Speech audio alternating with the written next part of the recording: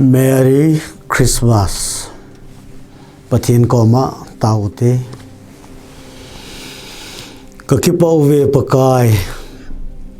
Mi chon se ho hu hingdingin. Vannoi le se na. Na chapa Jesu Krista na hin solin. Hi chi mi hinga hong pian do theni nga. Mary oisunga. Tuisia nau sena ong kizilin. Ahong pian do a Mary in nangma ahin khoa ahin wa choya iza kaya nangma lunglai na hin kho aman banga ke ho ta samcha te zo se in zo Merry Christmas ka henova ke hon zong Mary banga pakai Jesu Krista pian champha hi ahina bang ta kaman chawa ta sa lagawa ki pa na tha kanei theina diwa nangin nelam kai dingowin Huhhingpu pakai Jesu Krista minin kaung tawin hi amen ki pa amen to pungka apha na hi Merry Christmas Jesu Nu Merry Christmas ingai to dingu igel khom dingu ahi luk bung khat chang somni legu pa konin chuin lagup na in Pathen akonin Gabriel Vantil chu Galilee gama khopi khat Nazareth atiwa chun nunga thing ta khat henga akisolin nunga nu chu David son amin Joseph kitipa Jihol ahin nunga nu min chu Mary ahi chuina manu henga chun alun in tibaisa chungnung nu pakain na umpi ati ahin chu che athu se ji chun amanu alungim he zengin alung thimin I tobang pathebu na ahitadem atin ahi John Vantil chun amanu za ki chahi in Mary ize inem itile Pathen lungdelam nahi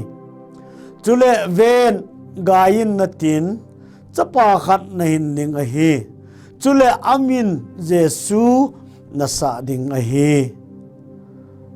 ama chu hunglen ding ahi chule chungnung pen chapa kiti ding ahi chule pakai Pathenin ama chu apu David lalto na api ding ahi ama Jacob son ho chunga leng changa aton sot geya vai puding agam in I ti chan hi jong le ki chai ti nei lo ding ahi ati chun Mary in Vantil za achun hichu iti hiding ham pasalla kanei pon ati chuin Vantil chun adon bunin aza lagau thing na chunga ung chun tin chule chungnung pen til bol theinan nahin le khuding ahi chule hi chiji achu ahung piang ning athiang achu Pathen chapa kitiding ahi chule ven nanulam nu Elizabeth zong in ate nungin chapa khat akotai achinga achu again tun lagup ahitai izeine mitile Pathena kona thupot chu thilbol theilowa umloading ahi ati chuin Mary in ven keima pakai su nu kahi kachunga na sei bang chun hlunghen ati chupa nin Vantil chu amanu ko ma konin achi mangtan ahi Pathenin athu isim da uchi ibon chawa dingin pathe ebo pita hen la tu pungka pha na hi Christmas pakai Jesu Krista pen ni ko ihin man the na dingu wa Vantil hon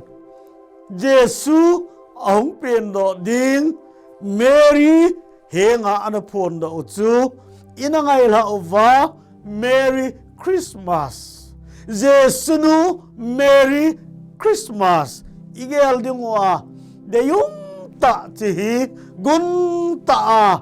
ingai to dingwa Jesu mina kahung tao a hi thiamga hotam ta in pakai Jesu Krista ahung pin ning hi ana sei phong lewin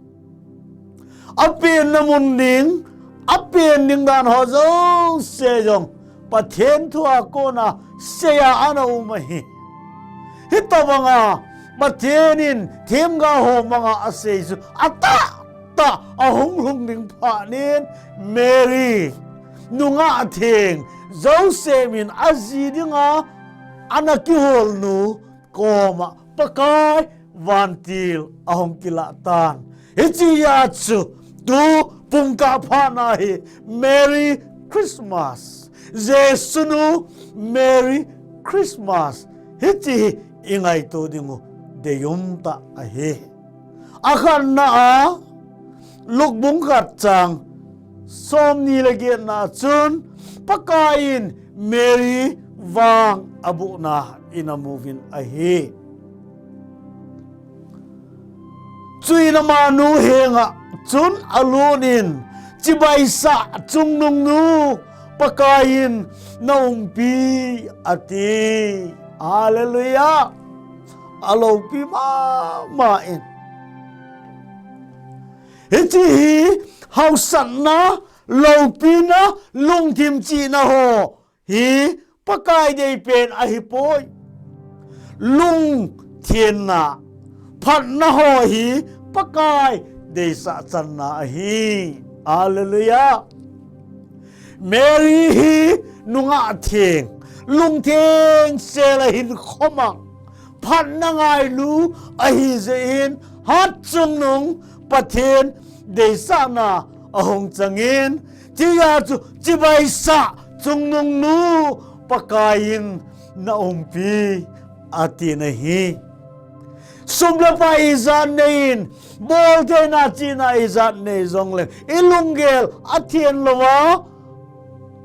thilpha ingai to lowa hi le Pathen dei sa na ki chang thei lo vai gel diwa de yu ta chu ipam itile Mary hi alungel athiengin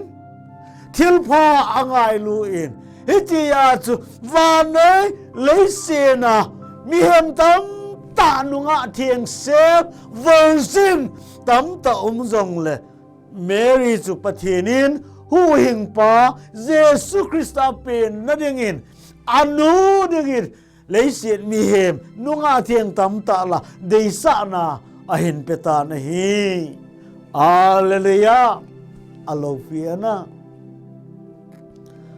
Neil Armstrong ama he happy sunga alen lu lai kidanga sama main hechi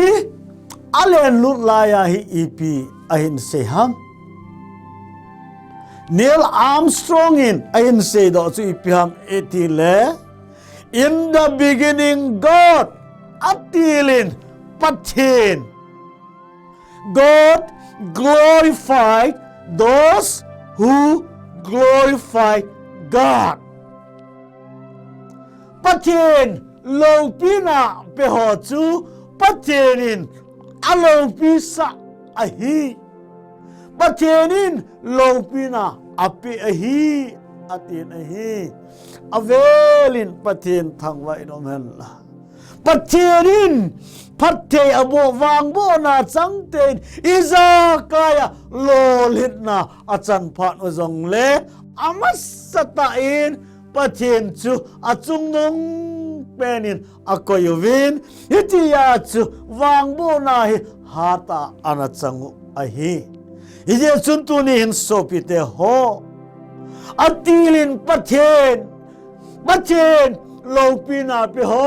Pathenin lopi na apiki na hi tia anasei mangin Mary zong alungela thiangin adei zong apangin changa hi in nunga thiang tam tala Pathen dei sana anachangin tia chu Mary hi pakai vangbohna anachanga azowa isim mabangwa chibai sa chung nung nu pakain na umpi ati nang le ke jong pakai dei sana ichan theng diwin Mary banga lung theng iput dingwi Pathen adei ma ahi izong le phatta ingai to a phatta event a hil Vantil ho to say anazain Mary hi alung zintan ai Vantil te to say zain alung ahung zingin lokbung gat chang som ni la ko na a ahin tu che atu sei je chun amanu alungim le zengin alung thimin I tobang phat theibo na ahitadeng ati na hi hitabanga pakai Pathen vangbohna achan ding agel lai ama Huhhingpu Jesu Christa pen na ding hi ti ahung ki gel lai alung zinga hi izeine akhan na a ama hi pasal nei lo zingai lo hitabanga awum zinglaya Vantilin amina hena Mary tia amina ako ai amahin Messiah humpeng di zong hi azan mga zong amu kha lo amanga zong amat kha lo tuban kina Elizabeth achingahin anawap tu hetsah kinin alungagim hain alungazingin hagaw thiangin hin gaisa now avop ding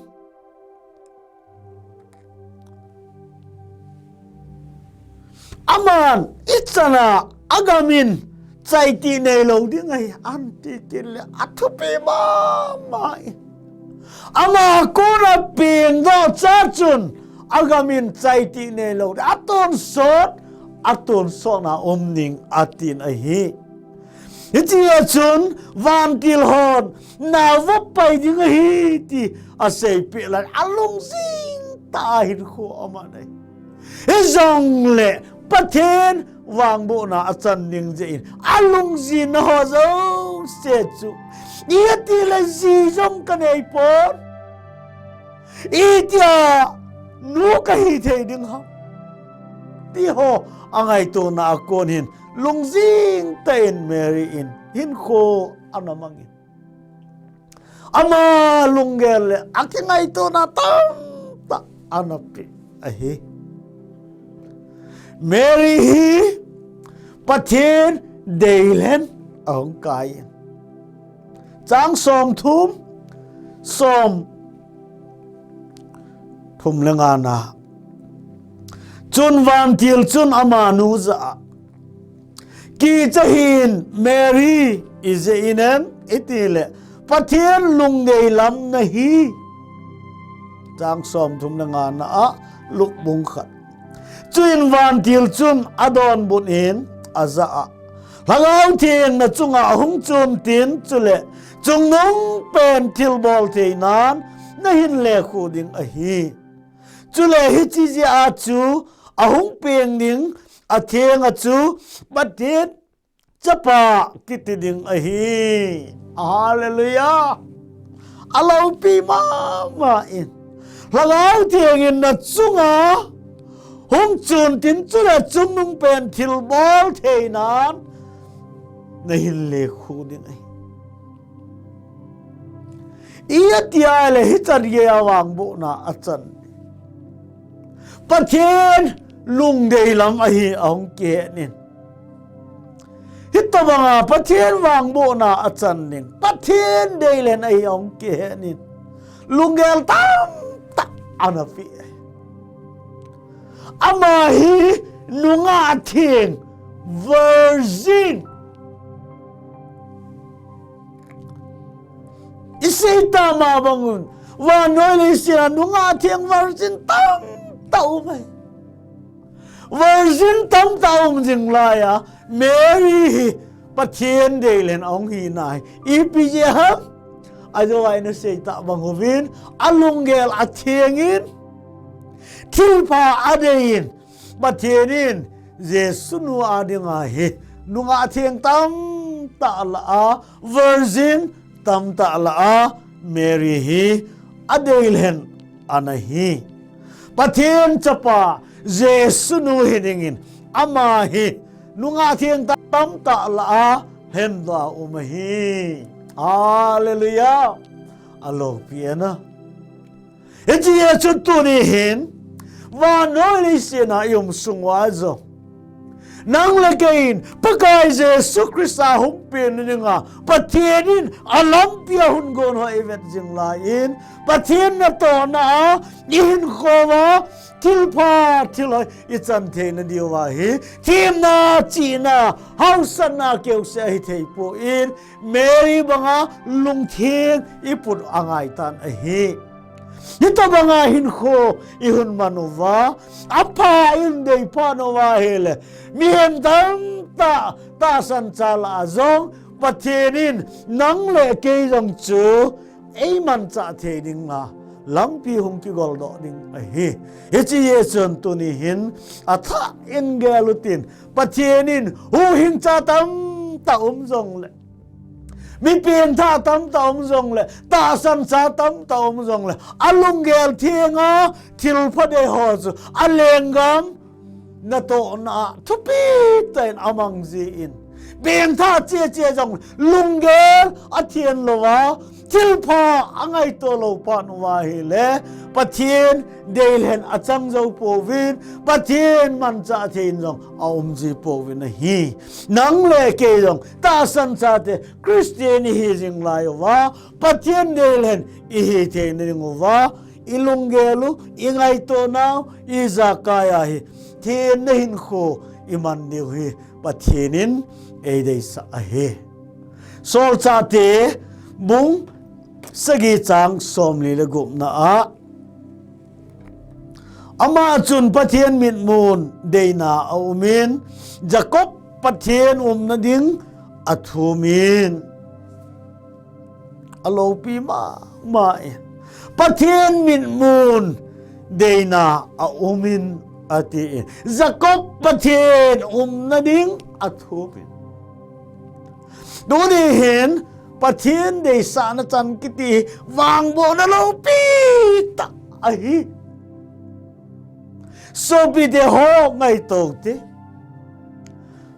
India Prime Minister pa dei sa na chan nai na lung hai de ham mi dang ta la Chief Minister pan nang dei sa na pele iti chan ge anop na sa a na ki thangat pi de ham na chen na khosunga hausan khosanga tam tala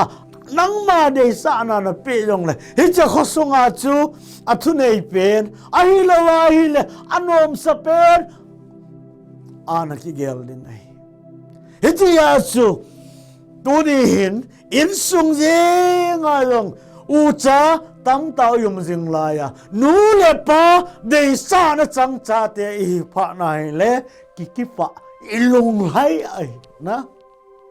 Iti chun Prime Minister pa dei sa na chang Chief Minister pa dei sa na chang ho zong Hitchan ge ya khosunga house pa ahi lawale ho bunga pastor pa lam kai te ho dei sa na chang zong ki pa ta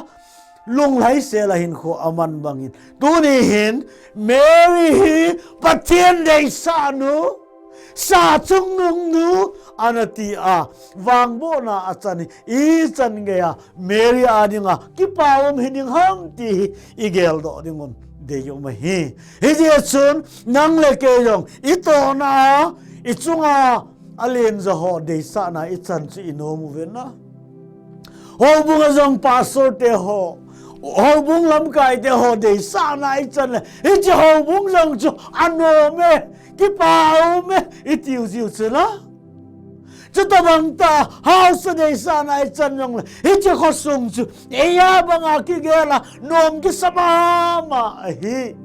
Hige chun sopite ho dunia hi Mary hin pakai hat sung nung Pathen de sa na achangin hiji ya chi chan ya ama hi kipa lungila Pathen wa choi ding ham ti ei gel do sa hi hige chun nang le ke atha tain ngai to tin I chan ge ya Pathen de sa na hi I chan ai le no ma ti I ngai to diu ei Mary pakai hachanu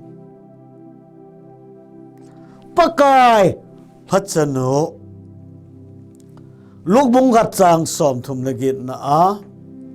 hichun Mary in ven keima pakai so nu kahi kachunga na sei bang chun lung hen ati chu phanin vantil chu amanu koma konin achi mangtan ahi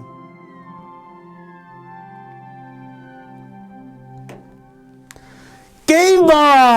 pakai so nu kahi nei dei sa ta hele kachunga na sei bangin hung hen hallelujah atpi ma je pakai vantilin aseipe ito mga pakai de sana achan laya aman zong Pathen ni de sa ta na sei bang chu ka chung alungan ati hi Pathen adinga akipi la na Iye chun luk bungat chang som lilagu ma kon chun hitihin Mary in ain sein chuin Mary in kalungin pakai achoya ni kalhagaw zong ehu hinga Pathen akipa be se jengin ahi izina mitila aman aso nu la chom chagat aven ahi hije chun vetan twal ha akhanga mizo sen anun nom 80 dingu ahi izeinam itile hat chung nongin keima thilo pe ta ebol pe tai amin zong athienge Pathenin ibon chawaningin athu phathe ebo pe en la hoi tai gela ivet na hil iti chan ge ya vangbohna achan ha keima pakai so nu kahi kachunga na sei bang chun hung he Pathen tipumpi na Pathen dinga akipe ha nai alo pi ai iti chun kalungin pakai achoya ne alungil tain pakai achoya ni kalhalaw zong ehu hinga Pathen akipa be sejeng nahi hallelujah Merry Christmas to ipiha kalagaw zong ehu hinga Pathen akipa be sejengin ahi kumdan ta Christmas ihin manta nungubin pakai Pathen chu ama chunga na hagau huhingpa Pathen chu akipa na kal hagau zong ai huhinga Pathen akipa be se jengin ati tunin Jesu Christa hung pending Pathenin Jesu Nu ding Mary koma Vantil ho mga anapon do lain pakai say bangin lungan ti anakipi la na alopi Jesu Mary tarhagaw song ay huhinga Pathen akipa be se jengin ati tunia ilhagaw hi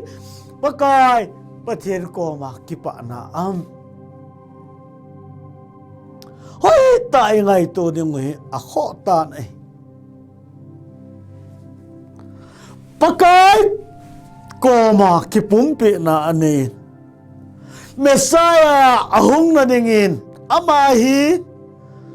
akisu theng angai ten na hin ko anama na ngai Hiji yasu alhagaw zong ama huhinga pakai Pathen kipa bangin tunin nang ta sancha kei ta sancha ilhagaw ei huhinga Pathen kipa na ito banga corona virus ahunga idei bang ta zong hongin kai khom theilowa kum hei zong mang theilowa Christmas zong idei bang ta man thei ni nga zong kikop khom na mitam taum thelo banga ta nungin zong tunin sopi de ho nal hangaw chu nang na hin hu hinga pakai chunga chu kipa na hitabang akipa then ninga nang le kein in khoi ivet thau ngai Timothy thot ni na mung ni chang som ni na amawang in pi sunga khum sanale dangka belzeng uma ahipoi thing le label zong a umin Hichi ho chu abang salut dol a umin abang salut lo dol a ume hichi nga ko na kithian so do chu ama chu salut dol ta ahi akisu thiang a hin pakai na tonga lom ta ahin chule thilpha bol na lam zo sia dinga ki go sa ahi Patheni na thu pathe eibu pi hen la Mary zong hi hat chung nong Pathenin anaman chana ingai tuale pakaya dinga bel kisu thiang banga ana kisu thian zalin anamang chai tun jong hi chi novin im chen khu sa na ina la bel tang taubin ne bol na ding bel buhon na ding mehon na ding chaom na ding in hol phat pa na hele bel tam taum la athing akiholin athing pen akiholin chisu ne bol ning in akimang cheji von pen na ding gan cha ho ne ding in hol pha na hele bel athing lo ahoi lo akimang kit ji dia chu phat ta man cha ding kiti pha nai le che bel che yong la athieng pen ahoi pen azol pen apa pen kide na chu to bang ta in ta san cha tam ta zong le Pathenin ana tong dinga lo pi ta aman thel ningin thien na in khomang ho ade de Yesun nang le ke nong gel do tha kinotin nunga thieng tam ta Vannoi le sin om zong le anunga thien na aversin ahina numeile pasal ki ka bon ne lo athieng sel ahina keu se helovin alungel theng thil phadei chi ahin vekinin chi ya chununga tam ta la virgin tam ta la Mary ahin lendo Mary zong ki pa ma hichi ya chu ahin kho a pakai Pathen lung lai na a hin kho anaman kha ze Pathen dei sana ana changin alhagau zong ahu hinga pakai Pathen chung akipa ma manga he nang le kai zong hichi tukum Christmas iman na wahin ei hu hinga pakai Pathen chung hin ilhagau hi kipa de na iya chune mau che ki gelute hichi tukum sanga zong ha se zo hung na lai ding hi hichi yesu hichi pakai Yesu Krista beniko igel do nawa tukum Christmas iman na diwahin Merry Christmas Jesu Nu Christmas bangai nang leke iman thei diu hinam ti ingai to wa hata ei mau che ekive tha diu Pathen ade ahi Yesu tu ni hin ata in gel do tin keima pakai so nu kai kachunga na sei bangin honglongen ati bangin pakai tukum Christmas kamancha diu jong nang man na dei bangin nei lam kain la kalhagau jong nang ma akipa the ningin nangin nei siam tha ke ni them ga ho manga Messiah humpian yang ana sei do ta ho aba na hin vet jing lai hitabanga Pathenin achai na ke dinga Jesu Nu ding Mary ko ma ana phone do a Jesu pakai na sei bangin hongen ti a ana le tu na hoi gela hi chun tunin nang le ke jong ki gel da utin dokum Christmas dinga ikigon na ikingai to na hin Mary banga kalungin pakai atsoya ni kalungin pakai atsoya ni kalhangau jong ei hu hinga Pathena akipa be se jengin ahi izaina mitile amana sonul ha chom chagat aven hi Jesun vetan tua la akang ami josen minun no 80 ding ahi izaina mitile ha chung nongin keima thilo pita ebol pitai amin zong athenge hallelujah Pathen le kabu thiengin ana sei bangin tukum Christmas iman na diwahin ilunga pakai ichoyat uwa thangwa na ipiwa ilhagau zong ehu hinga pakai chunga alung hai akipa the ningin nang lake Pathen